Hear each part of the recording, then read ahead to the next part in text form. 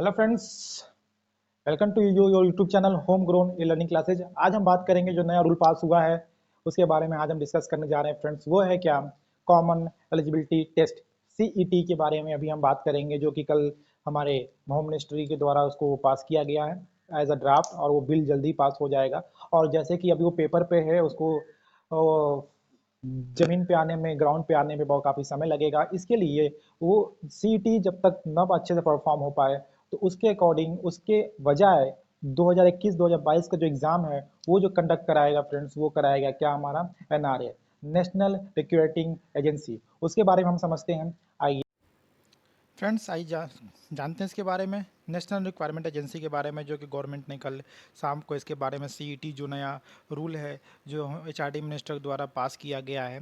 ठीक है फ्रेंड्स, कल शाम को 4:42 पे इसको प्रेस में पब्लिश किया गया है। फ्रेंड्स आइए उसके बारे में कुछ इन्फॉर्मेशन जान लेते हैं सिंपल लैंग्वेज में। क्या है ये नेशनल रिक्वायरमेंट एजेंसी एनआरए? ठीक है फ्रेंड्स, इसके कुछ पॉइंट ऑफ व्यू हैं, क्यों इसको लाया गया है, क्यों इसका एडवांटेज क्या है, इसका डिसएडवांटेज क्या है, सब चीज़ को हम जानेंगे फ्रेंड्स धीरे धीरे। आइए देखते हैं। इसको लाया इसलिए गया है कि ट्रांसपेरेंसी और इजी रिक्वायरमेंट प्रोसेस हो पाए। जो जो एग्ज़ाम कंडक्ट कराने में काफ़ी लंबा समय लगता था, बहुत सारी एजेंसीज कराती थी, जैसे रेलवे रिक्वायरमेंट बोर्ड हो गया, आरआरबी, उस तरह से एसएससी हो गया, उससे स्टेट लेवल की बहुत सारी यूपी ट्रिपल एससी हो गया, बिहार के बीपीएससी हो गया, इस टाइप के जितने भी एग्जाम्स होते थे अलग एजेंसी एग्ज़ाम को कराती थी। ठीक है फ्रेंड्स, तो उन सब का बर्डन कम करने के लिए सीईटी लाया गया है। यानी ये पहले फर्स्ट इंपॉर्टेंट बात, इसी जो भी एजेंसियाँ थी पहले थी, ऐसा नहीं है कि वो सारी एजेंसियाँ आज ख़त्म हो गई हैं या इस रूल के आने के बाद वो ख़त्म हो जाएंगी, ऐसा कुछ नहीं है। बस जो जो सारी एजेंसियां जो हैं कि प्री यानी पीटी या टायर वन जो टेस्ट लेती थी, जैसे एसएससी सीजीएल पहले हुआ करता था, तो उसमें क्या होता था कि पहले टायर वन, फिर टायर टू, फिर टायर थ्री, फिर इंटरव्यू, ये प्रोसेस जो होता था उसका टायर वन प्रोसेस को हटा दिया गया है। और सिर्फ जो टायर वन प्रोसेस होगा वो किसके थ्रू होगा फ्रेंड्स? वो होगा सीईटी के थ्रू। कॉमन एलिजिबिलिटी एजेंसी जो है वही उसी के अंडर में जो है कि एक एजेंसी बनी हुई जो एग्ज़ाम कंडक्ट कराएगी, उस एजेंसी का नाम है नेशनल रिक्वायरमेंट एजेंसी। इसी के थ्रू आपके स्टेट लेवल और सेंट्रल लेवल की जितनी वैकेंसी होंगी टायर वन के, वो सारे के सारे ग्रुप बी और ग्रुप सी लेवल के वैकेंसीज़ के टायर वन का पेपर यही कराएगी। अब से 2021 से इसको इम्प्लीमेंट करने की बात कही गई है। अभी ऐसी पेपर पे है, ग्राउंड में आने में काफ़ी समय लगेगा फ्रेंड्स। फ़िलहाल जो इसके पहले जो एग्ज़ाम होते थे फ्रेंड्स, वो 750 डिस्ट्रिक्ट्स में होते थे। लेकिन इस बार जो सीईटी जो लाया गया रूल, इसके अकॉर्डिंग 1000 डिस्ट्रिक्ट्स में, और नहीं बस 250 और डिस्ट्रिक्ट को ऐड किया गया, यानी टोटल 1000 डिस्ट्रिक्ट्स में इनके सेंटर बनेंगे, एग्ज़ाम सेंटर्स बनेंगे, वहाँ पे जाके आप एग्ज़ाम दे सकते हो। ठीक है फ्रेंड्स, इसके कुछ फ़ायदे भी है, नुकसान भी है, एडवांटेज डिसएडवांटेज दोनों के बारे में डिस्कस करते हैं। पहले हम देख लेते हैं वो नोटिफिकेशन जो गवर्नमेंट ऑफ इंडिया ने पब्लिश किया है। जल्दी जल्दी उसको हम कवर अप करेंगे फ्रेंड्स। ठीक है फ्रेंड्स, पहला पॉइंट देखते हैं हम। क्या कि बहुत सारी एजेंसियाँ थी, बहुत सारा एग्ज़ाम हुआ करता था, उस चीज़ को यहाँ पे ख़त्म कर दिया गया है, पहला पॉइंट। दूसरा पॉइंट की बात की जाए तो कैंडिडेट जो बहुत ज़्यादा, जैसे कि एसएससी सीजीएल का पीटी हुआ, उसमें एग्ज़ाम में बेचारा उसका अच्छा पेपर हुआ, वो पास हो गया, और टायर टू में फेल हो गया या किसी 2-3 नंबर से रह गया, या आरआरबी में टायर वन पीटी में हो गया, मेंस में नहीं हुआ, तो अगले बार जब वैकेंसी आती है तो फिर से उसको पीटी का पेपर देना होता है, फिर उसके लिए दूर कहीं जाके एग्जामिनेशन देना होता है ऑनलाइन पेपर के लिए। लेकिन वो क्या होता है कि उसको इतने फीस देनी होती है, ट्रेवल में का खर्चा होता है, प्रॉब्लम होती है आने जाने में, गरीब बच्चों को और ज़्यादा प्रॉब्लम होती है। तो इस चीज़ को सरकार ने दूर करते हुए क्या किया है कि एक ही बार आपको पीटी का एग्ज़ाम देना है, चाहे एसएससी सीजीएल का, चाहे किसी भी एग्ज़ाम को जो आप दे रहे हो, उसका एक बार आप पीटी क्वालिफाई कर लिए, दोबारा पीटी देने की ज़रूरत नहीं है, क्योंकि वो सीटी में आपके ऐड हो जाएगा, यानी कॉमन एलिजिबिलिटी टेस्ट में जो आपका उसमें ऐड हो जाएगा। अब जो दोबारा एसएससी का फॉर्म आएगा, सीजीएल का फॉर्म आता है फ्रेंड, एज एग्जाम्पल बता रहा हूँ, तो आप क्या करोगे कि डायरेक्ट आप पीटी की एग्ज़ाम नहीं दोगे, आप मेंस का फॉर्म भरोगे, फॉर्म भरने के बाद वहाँ अप्लाई करोगे कि आपने सीईटी पास किया है कि नहीं। सीईटी पास किया है तो उसका आप रोल नंबर और सर्टिफिकेट एप्लीकेशन नंबर वहाँ डालोगे। उसके बाद फ्रेंड्स क्या होगा कि उसके बाद आप डायरेक्ट बिना टायर वन दिए, क्योंकि टायर वन आप ऑलरेडी पास कर चुके हो, दोबारा एग्ज़ाम न देने जाना होगा, न टेबल का खर्च, न एक्स्ट्रा कोई प्रेशर होगा, आपको एक्स्ट्रा टाइम भी मिलेगा। जो बच्चे टायर वन के लिए प्रिपरेशन कर रहे हैं, वहीं आप टायर टू के लिए प्रिपरेशन करोगे तो एक्स्ट्रा टाइम भी मिलेगा। यह बेनिफिशियल है फ्रेंड्स। ये पॉइंट नंबर 2 जो यहाँ पे आपके स्क्रीन पर दिख रहा है। ठीक है फ्रेंड्स, इससे क्या होगा, बहुत सारा कॉमन एग्ज़ाम हुआ करता था, वो जो कि पहले हुआ करता था अलग अलग जगह, वो अब इस बार कॉमन होगा, जो कि इस पॉइंट में लिखा हुआ है, पॉइंट नंबर 3 में। ठीक है। इससे एक और फ़ायदा होगा क्या, बर्डन कम होगा। ये इस लाइन को पढ़ेंगे आप, जहाँ पे सर्कल किया मैंने। बर्डन क्या होगा, एजेंसीज पे भी कम होगा और कैंडिडेट पे भी कम होगा, क्योंकि एक साथ जो है कि एजेंसी, और एक साथ किसी भी एजेंसी में एक पूरे भारत में एक एग्ज़ाम को देने के लिए 2.5 से 3 करोड़ बच्चे जाते हैं। तो बहुत ज़्यादा एजेंसीज पे भी प्रेशर होता है और कैंडिडेट पे भी, और ट्रेवल एजेंसीज पे भी, जो जिससे वो ट्रेवल करते हैं, जहाँ एग्ज़ाम देने जाते हैं वहाँ जाम हो जाता है, भीड़ हो जाती है। ठीक है, उस चीज़ को दूर करने के लिए इसको किया गया कि एक बार जो टायर 1 निकाल लिया, पास कर लिया सीईटी, वो 3 साल तक वैलिड रहेगा उसका कार्ड, स्कोर कार्ड। उसके बाद वो कहीं भी गवर्नमेंट जॉब में वो जहाँ सीकिंग कर रहा है, जहाँ देख रहा है वैकेंसीज़ के लिए, वो वहाँ पे डाल सकता है फॉर्म। ठीक है फ्रेंड्स, ये 3 लेवल पे होगा। ग्रेजुएट लेवल पे होगा फ्रेंड्स, यहाँ पे मैं बता दूं, ये ग्रेजुएट लेवल पे होगा, हायर सेकेंडरी लेवल पे होगा, मैट्रिकुलेशन लेवल पे जो भी एग्ज़ाम्स होते हैं।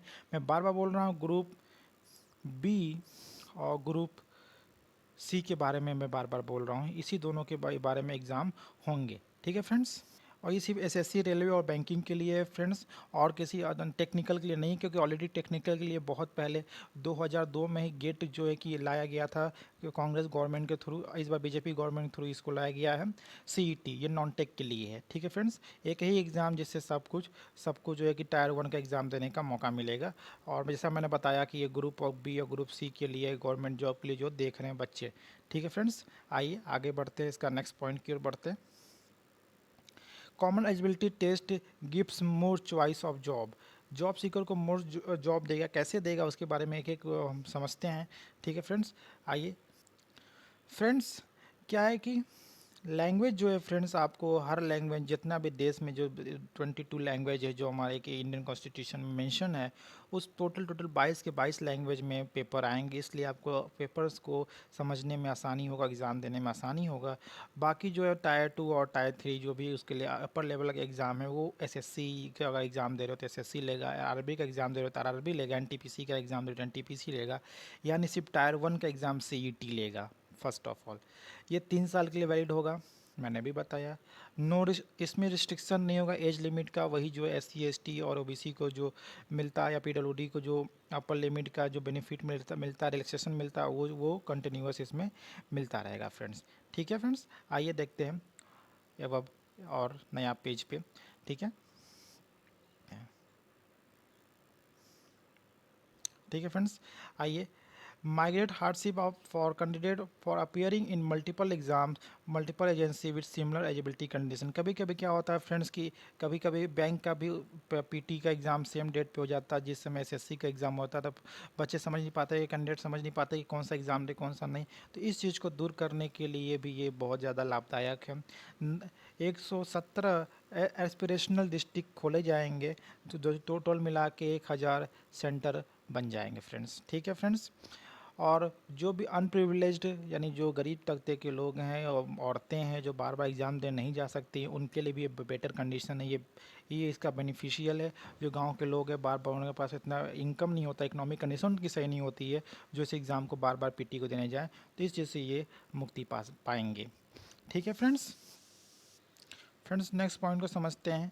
ठीक है फ्रेंड्स, कैंडिडेट स्टूडेंट जो टेस्ट होगा, एग्जामिनेशन का जो टेस्ट होगा वो फिक्स होगा, पहले से आपको बता दिया जाएगा इतने इतने समय, जैसे एससी का रिजल्ट आता है, टेस्ट आता है शेड्यूल टेस्ट, उसी तरह इसमें भी शेड्यूल टेस्ट आएगा, और अपने से आप अपने आसपास का सेंटर चूज़ कर सकते हो जो घर के आसपास हो। ऐसे बहुत बार इस बार रेलवे का एग्ज़ाम हुआ तो उसमें भी यही शर्त रखी गई थी कि आपके आसपास सेंटर मिलेगा, लेकिन हुआ नहीं। अगर ऐसा होगा तो बहुत अच्छा रहेगा।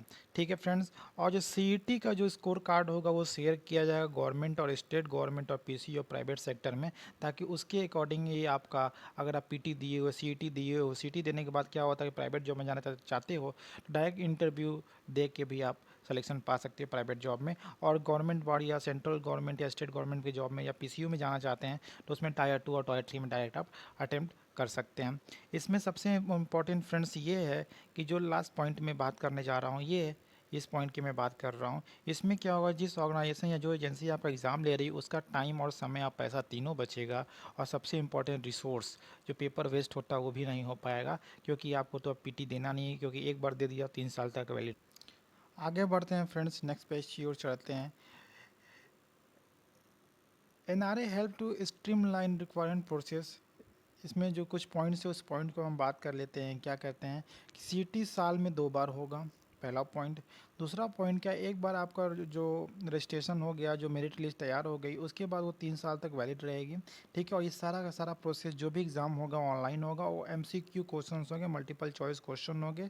ठीक है फ्रेंड्स, और वो इस हर बच्चा जो जितना भीड़ भाड़ होता है, उस भीड़ भाड़ को भी कम करने में, स्क्रीन आउट करने में CET मदद करेगा। और द मोस्ट इम्पॉर्टेंट थिंग वो है फ्रेंड्स, वो क्या है उसके बारे में भी जान लेते।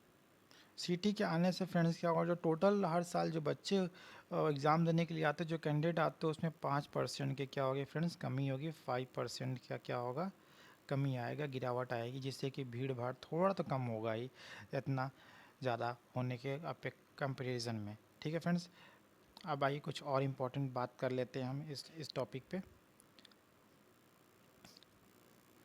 फ्रेंड्स, इसका कुछ ड्रॉबैक क्या है कि बैंकिंग वालों के लिए, एसएससी वालों के लिए और रेलवे वालों के लिए जो एग्ज़ामिनेशन सीईटी का जो टायर 1 पेपर होगा, वो क्या होगा, सेम होगा। तो उस अकॉर्डिंग क्या है फ्रेंड्स कि पेपर के एग्ज़ामिनेशन पॉइंट ऑफ व्यू से आपका जो लेवल ऑफ क्वेश्चंस होंगे, उन्हें देखना है, उसमें डिफ़िकल्टी होगी कि कैसे किस किस लेवल के बच्चे कैसे कैसे एग्ज़ामिनेशन को फेस करते हैं, क्योंकि एसएससी का क्वेश्चंस अलग आता है, बैंकिंग का क्वेश्चंस अलग आता है, रेलवे का लेवल अलग है, और उस सब में इंग्लिश पूछा जाएगा। तो जो बच्चे रेलवे में पहले फॉर्म भरते थे विदाउट इंग्लिश वाले, उनको भी इंग्लिश का पेपर इस बार देना होगा।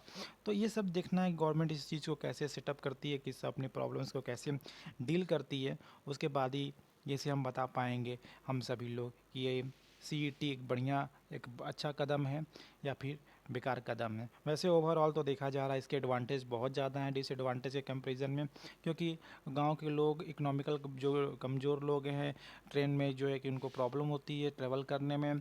महिलाओं, जो स्पेशली महिलाएं हैं, उनको जो होता है क्या होता है, उनके जेंडर की वजह से उनको अकेले ट्रैवल नहीं करने दिया जाता है, जिसकी वजह से फैमिली मेम्बर भी जो होते हैं कि परेशान होते हैं, डिस्टर्ब होते हैं। इसलिए मेरे हिसाब से इसको थम्स अप मिलता, और ये मेरे हिसाब से गुड है from my point of view. ये बहुत ही अच्छा कोशिश है स्टूडेंट्स के लिए, रूरल और सारे कैंडिडेट्स के लिए, जो रूरल एरिया में हो या अंडर प्रिविलेज्ड हो या फिर वुमेन हो या फिर अपर कैंडिडेट हो, सभी के लिए बेस्ट ऑप्शन है। ठीक है फ्रेंड्स, मिलते हैं हम नेक्स्ट वीडियो में फ्रेंड्स। ठीक है, ये फ़िलहाल यहीं तक हम, ये था। जब भी इसका कोई नया अपडेट आएगा फ्रेंड्स, आपके सामने हम ज़रूर आएंगे इसको अपडेट लेके। फ्रेंड्स, आपने समझा, मैंने जो भी समझाया डिजिटली आपने सब समझ लिया। आई होप उसको समझने में आपको आसानी हो पड़ी होगी। कोई भी प्रॉब्लम हुआ हो तो कमेंट सेक्शन में ज़रूर अपना कमेंट और इम्पोर्टेंट योगदान दीजिए, ताकि मैं ऐसे ही वीडियो आसानी से आपको समझा पाऊँ, ऐसे ऐसे इंपॉर्टेंट टॉपिक को, जो कि मैं तुरंत आपको अपडेट कर पाऊँ। ठीक है फ्रेंड्स, देखने के लिए थैंक यू। स्टे ट्यून बने रहिए हमारे साथ और देखते रहिए होम ग्रोन लर्निंग क्लासेज, और ऐसे इन्फॉर्मेटिव वीडियो हम लाते रहेंगे। मिलते हैं नेक्स्ट वीडियो में। जय हिंद, जय भारत।